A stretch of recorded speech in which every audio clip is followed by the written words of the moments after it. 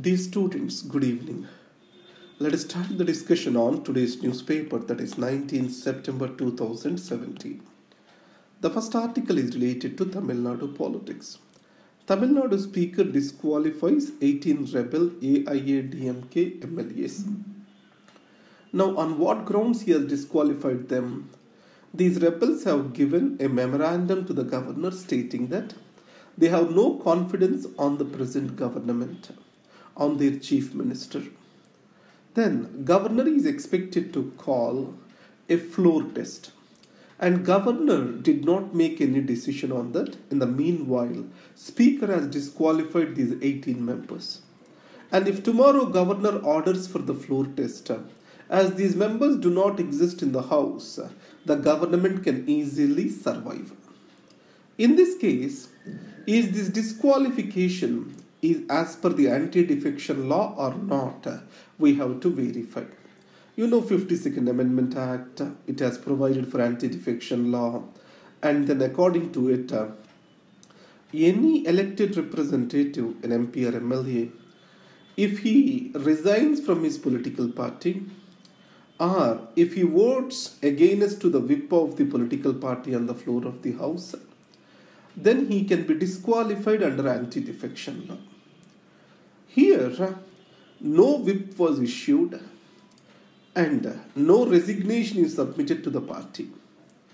So just a representation has been provided, and speaker concluded that the representation is equivalent to resignation. So can speaker take such a subjective decision is a matter of debate. And it depends upon the morality of the person occupying the speaker's chair. And second thing is, the similar cases have happened before. And when the matters went to Supreme Court, the Supreme Court has reinstated these people who are disqualified by the speaker. The point we need to remember is, any disqualifications under anti-defection law, they come under the purview of judicial review. Now, Rohingyas have terror links. Normally, in relation to illegal immigration, what will be the arguments of the state against to this illegal immigration? So in the court, the government of India is making the similar arguments. One is security of the state is under threat.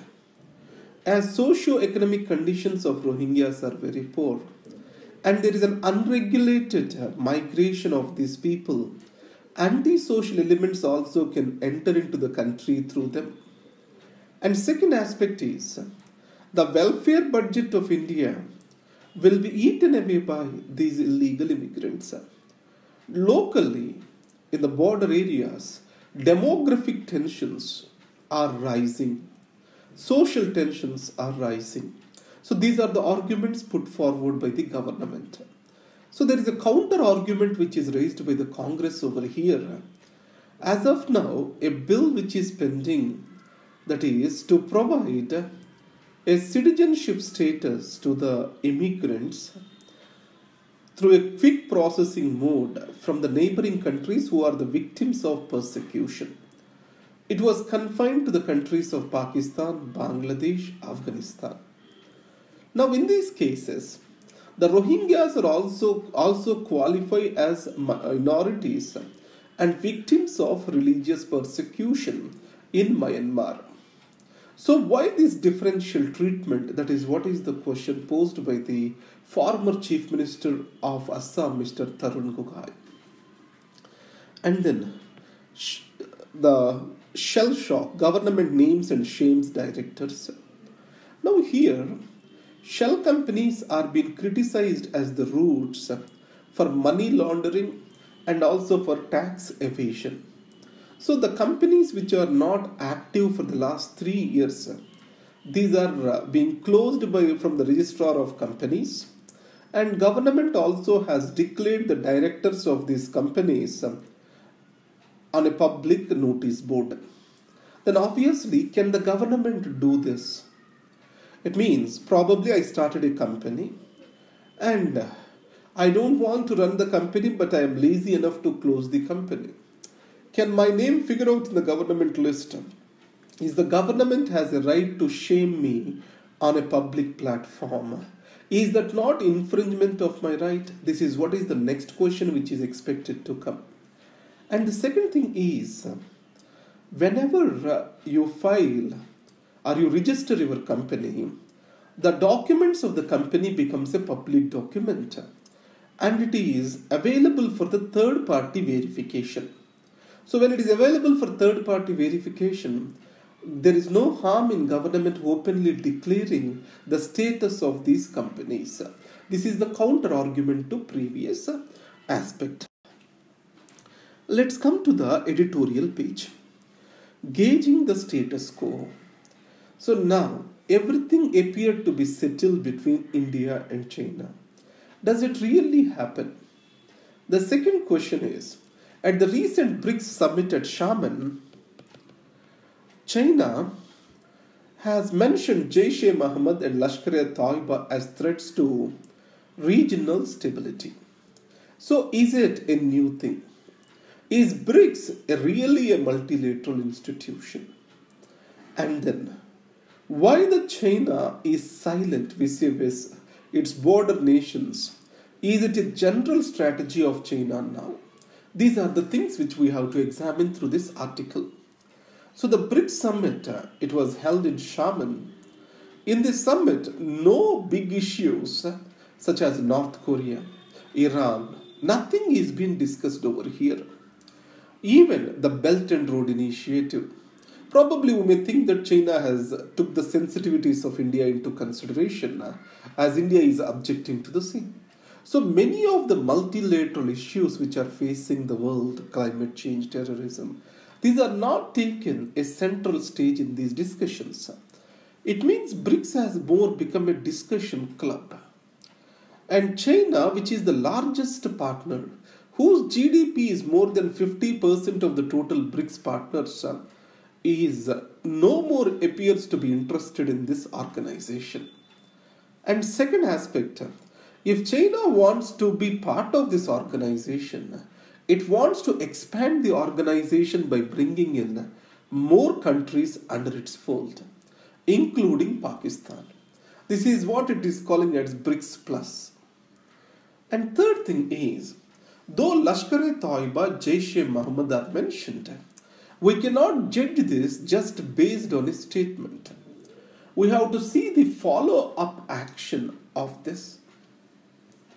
And then, after this, another issue is the BRICS summit, whatever it spoke about terrorism, it is already spoken at Heart of Asia conference held at Amritsar. It means the same statements are being repeated in the BRICS summit. There is nothing new in that. It is just the media hype which was created surrounding it. And then, what is the best use for India through this BRICS summit? One is, we got a direct interaction between Prime Minister Modi and President Xi Jinping. And BRICS has brought in and it has provided an urgent among both the countries to settle the Doklam standoff peacefully. But will China forget this Doklam standoff? So, if you take about South China Sea, there is a pattern which China has followed. China is trying to follow the similar pattern in the Doklam too. So first create an irritant and then support it with the strong statements and try to weaken the opposite or keep the other party in defense. Occupy the things by slice. So this was the Chinese strategy earlier. So in these circumstances, so believing in China is not worth. And second aspect, added to this, China is also facing numerous challenges from every direction now. Many of the countries are going against to its coercive nature of diplomacy. Either you take Myanmar, today Sri Lanka, even Vietnam, Philippines. So these countries are very much fearful about the Chinese coercive diplomacy. And militancy is also on rise in China. And in these circumstances, Communist Party Congress is going to be held, the 19th Party Congress is going to be held. And Mr. Xi Jinping is supposed to be elected as the leader again. So, maintaining the peace and tranquility at the borders is the need of hour for him. So that is the reason why we have to see the Doklam standoff as a temporary halt, not a permanent withdrawal by the China. So that's what author cautions us about. Questions about the GST cess. So in this case, a cess, normally if you take cess is always associated with a specific purpose. We say education cess, telecommunication cess. So like that, for every purpose we will have a cess. For a specific purpose, center can impose cess. So this cess is imposed again as the existing tax. And this cess is not shared between center and the states. All the money goes to the center. So GST cess, it was meant to clear the loss-making states because of introduction of GST. So in this case, there is no specific purpose or end use is mentioned. There is no relationship between the people who are paying the tax and the end users. So in this context, is it legally valid is the question this article poses for. A partisan ruling, this is already discussed with regard to Tamil Nadu politics. A hand from Hamas.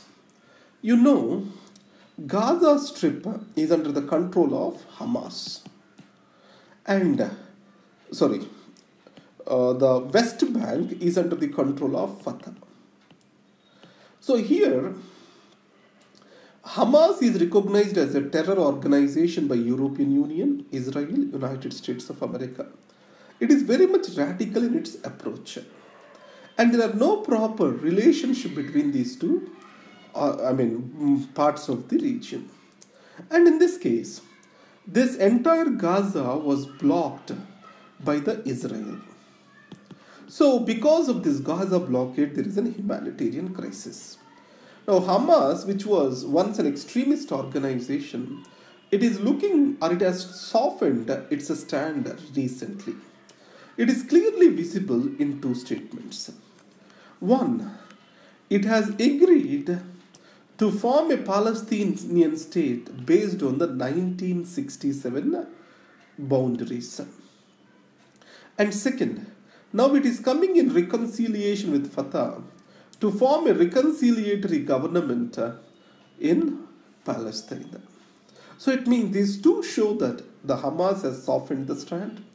It is a welcome sign for the Palestinian people because a united fight can be fought against the Israel.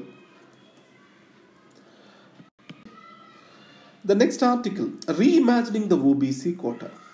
So recently, Government of India has ordered for subcategorization of the OBCs.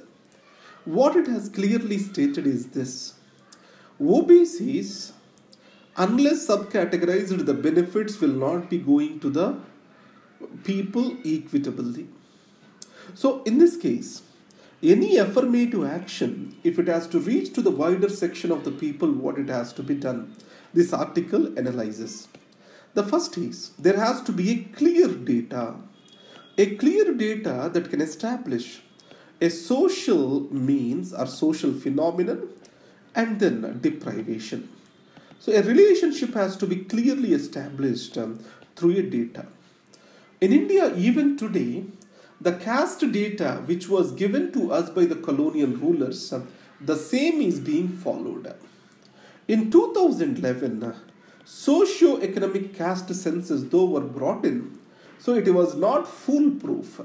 So that's why government did not bring out the caste census.